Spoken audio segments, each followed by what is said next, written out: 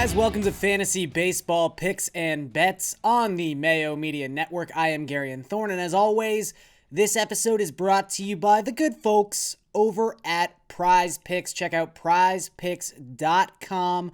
Use the promo code MMNMLB for your first deposit and have that deposit be matched up to $100. You guys know the drill by now. We love playing some Prize Picks, and we love talking Prize Picks right off the top of the show, and we are going to give two picks I really like for Wednesday, April the 28th. It's a 10-game featured slate on DraftKings that gets going past 7 p.m. There's also a couple games in the afternoon, but for Prize Picks, we are talking the whole day, and I actually want to start things off with that matchup between the Red Sox and the Mets. It is a DeGrom day. Everyone rejoice. And it's probably like a chalk play. I understand that, but chalk doesn't matter too much over at Prize Picks. We're just picking the overs and the unders, remember. So I am going to take under 5 fantasy points for Xander Bogaerts against Jacob DeGrom and the Mets. This is purely about DeGrom. I mean, Xander's actually having a phenomenal start to his 2021 season, but DeGrom's numbers against right-handed batters are absolutely disgusting. So far this season, he is striking out basically 50% of the right-handed batters he sees, and the ones who are lucky enough to make contact aren't really doing much. In fact, righties have combined for just a .136 WOBA against DeGrom so far this season. DeGrom actually has a negative FIP within the split. Negative .20 FIP against right-handed batters in 2021. It's absolutely incredible. Again, nothing against Xander. It actually wouldn't shock me if he's able to, get a single, maybe score a run, and somehow find this over. But right now, the smart money is just bet against any right-handed bat that is taking on Jacob DeGrom, even an elite one like Xander Bogaerts. Another elite right-handed bat. This one you'll kind of have to keep a bit of an eye on because Chris Bryant did not play in Tuesday's game against the Braves. Apparently he's dealing with a little bit of an injury issue, but it seems like this is just like a maintenance day. I think he's going to be back in the lineup on Wednesday up against Yanoa of the Braves. I love picking on Yanoa. Right now, among qualified pitchers, he is giving up the most barrels per batted ball event at 18.2%. So lots of hard contact, and most of that hard contact is to right-handed batters. Righties averaging 3.65 home runs per 9 against Yanoa so far this season. So I like all the Cubs right-handed bats against this guy, but particularly Chris Bryant. His fantasy point prop on Prize Picks is set at just 7.5 points. I am taking the over on that one. Bryant so far this season, 88 plate appearances, a 392 ISO, and a 165 WRC+. Essentially, he's back to being regular Chris Bryant. We don't have to worry or talk about 2020 Chris Bryant anymore. Okay, let's talk about the 10-game featured slate past 7 p.m. on DraftKings. Bigger slate than we've had the last couple Wednesdays, at least when it comes to the evening slate. We've had some pretty big afternoon slates so far this season, but this one, again, gets going at 7:05. That's when lineups lock on the East Coast for this DraftKings slate. Let's start at the top of the board with the pitchers. Tyler Glasnow is the most expensive arm on this slate, but I want to talk about Carlos Rodon, who has been a revelation so far in 2021. We all know about the no-hitter. What an amazing story that was.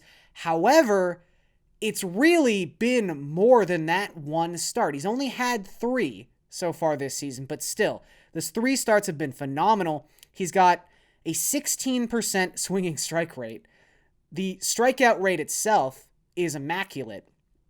And his fastball velocity, I mean, you think of Carlos Rodon, you think first of the injury history, and you would think maybe his career path a little bit more like Aaron Sanchez, another former top prospect who injury, and now he doesn't have that velocity. It's gone the other direction for Carlos Rodon. 95 miles per hour average velocity on that fastball. That is not just, a huge number in a vacuum. It is a career high for the left-handed pitcher. So he is pitching out of his mind right now, and he draws the Detroit Tigers. Now, the Tigers kind of bit us in the ass on Tuesday. It was a weird slate on Tuesday. Max Scherzer got lit up by the Blue Jays, particularly Vladimir Guerrero Jr., who had 3 home runs in that game, 2 off of Max Scherzer. We also saw Lucas Giolito get a little roughed up by the Tigers. In fact, gave up a big 3-run home run in the 6th inning to kind of ruin his outing altogether. So the Tigers aren't a layup necessarily.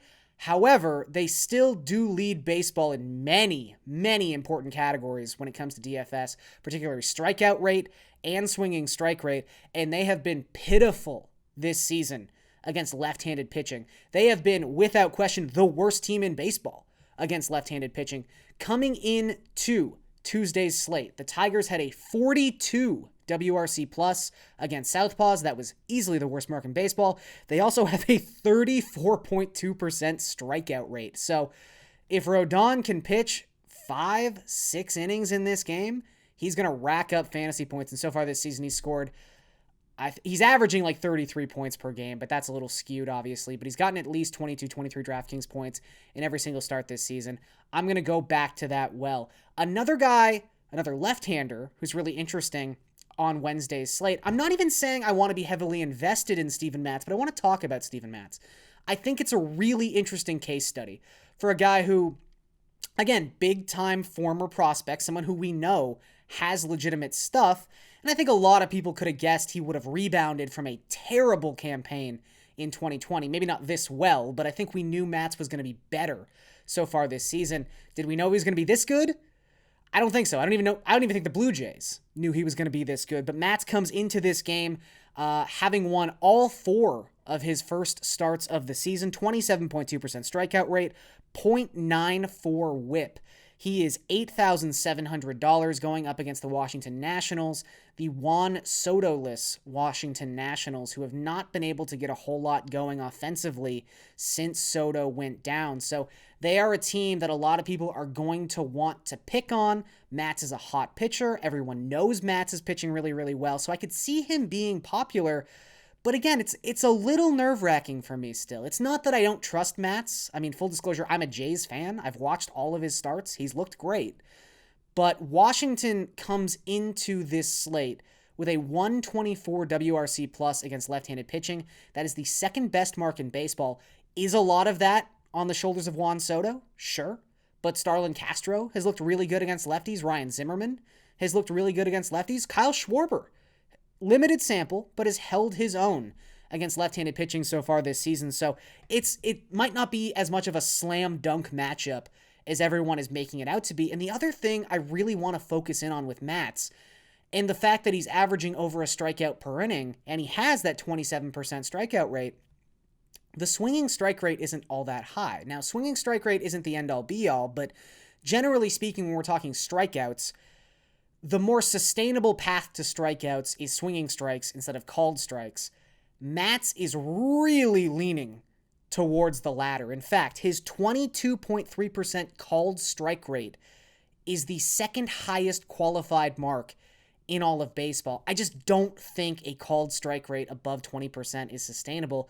At some point, if these strikeout numbers are going to continue, he's going to have to actually get the swings and misses, and we haven't quite seen that to this point. Now, Matz is a guy with a track record of being about a strikeout per inning, so I don't think it's going to dissolve entirely, but he might not be a 27% strikeout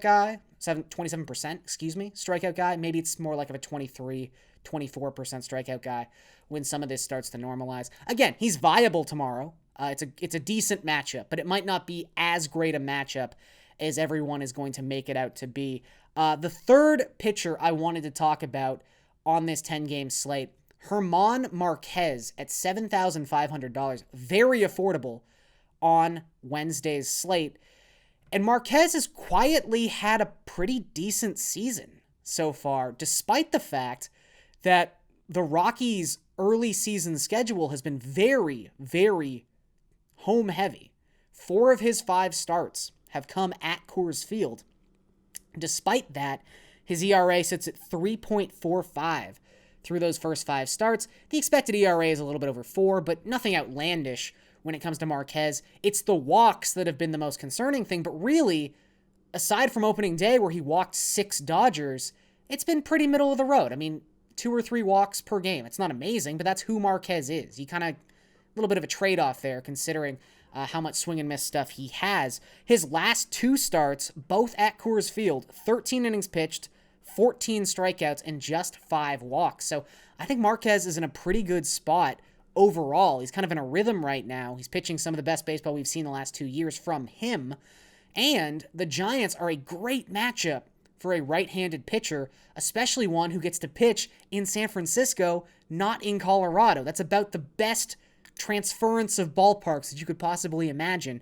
The Giants this season against right-handed pitching are in the lower third of the league in both OPS and WOBA, and their 28.4% strikeout rate within the split heading into Tuesday was the highest mark in the National League. So they bring the strikeouts. They don't bring a lot of pop. I actually think Marquez is in a really nice spot. I like him a lot at 7,500. All right, let's talk about some stacks really quickly. I already mentioned Yanoa of the Braves.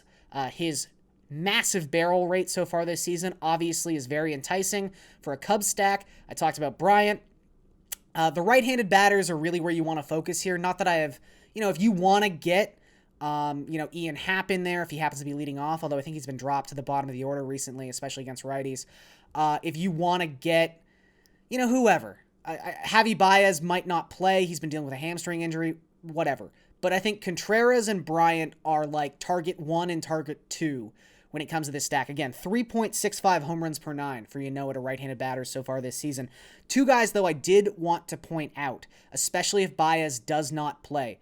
David Bote is $2,800, and then you've got Nico Horner at $2,800. Both of these guys have hit top third in the lineup against a right-handed pitcher in the Cubs' past 2 games. There's a very good chance for less than $3,000 you could get a right-handed bat in a premium lineup spot against a pitcher who is giving up barrel after barrel to RHBs. So those 2 guys in particular are 2 names I want to point out as massive value opportunities on Wednesday. Another more expensive stack, Casey Mize is going up against the White Sox in that Rodon game. Mize has had a lot of trouble with left-handed bats so far this season. A 450 WOBA within the split, 3.52 home runs per 9, and despite his stuff, despite his velocity, just 13.5% strikeout rate within the split. So a lot of contact, a lot of good contact by left-handed bats against the former number 1 pick in the MLB draft. Moncada, Grandal, Eaton, those are your obvious options. Also, with Luis Robert being put on the IL, he's got some flu-like symptoms.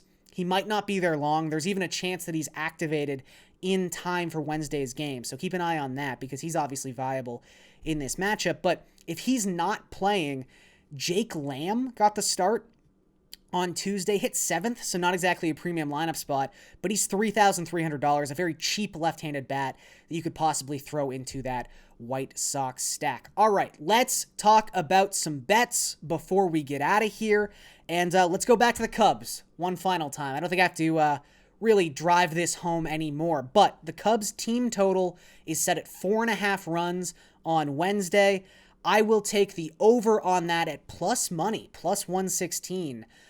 This isn't just about the starting pitching of the Braves. It's also about the bullpen. Atlanta, coming into Tuesday, had the 7th highest xFIP of any bullpen in baseball. So there are a lot of different ways to score runs against Atlanta right now. The second bet I want to talk about, bringing this full circle once again, another team total, the Tigers team total is set at 3.5, the under minus 134. Again, a 42 WRC plus against left-handed pitching so far this season. Rodon is he's not the best left-handed pitcher in baseball, but he's pitching about as well as anyone in baseball, and he happens to be left-handed.